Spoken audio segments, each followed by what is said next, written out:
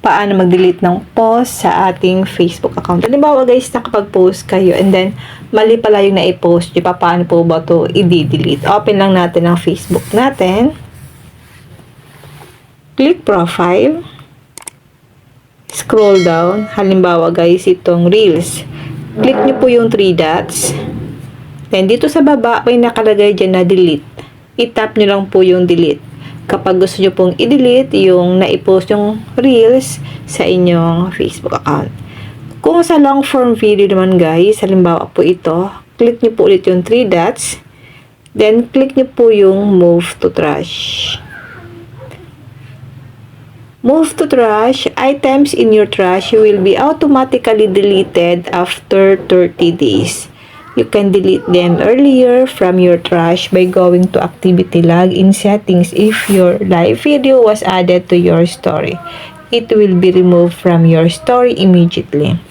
So, click nyo po yung move once na gusto nyo po mag-delete ng long form video sa inyong mga Facebook account. Halimbawa guys, nagkamali kayo sa pag-delete. So, makikita nyo po yan sa inyong trash. Click nyo po yung 3 dots. Click activity log. Then, makikita nyo po dito na may nakalagay na trash. Dito nyo po siya guys makikita sa trash. Tap nyo lang po yung trash. Kasi guys, madidelete po kasi itong mga dadelete natin dito na nasa trash after 30 days. So, pwede nyo pa pong ma-recover once na nakapag-delete kayo. Then, mali yung na-delete nyo. Pwede nyo pa siyang maibalik sa inyong mga Facebook profile or sa inyong mga timeline guys. Itatap mo lang ito ang checkbox dito. Then, tap nyo po yung restore para maibalik siya guys sa inyong timeline or sa inyong mga Facebook profile.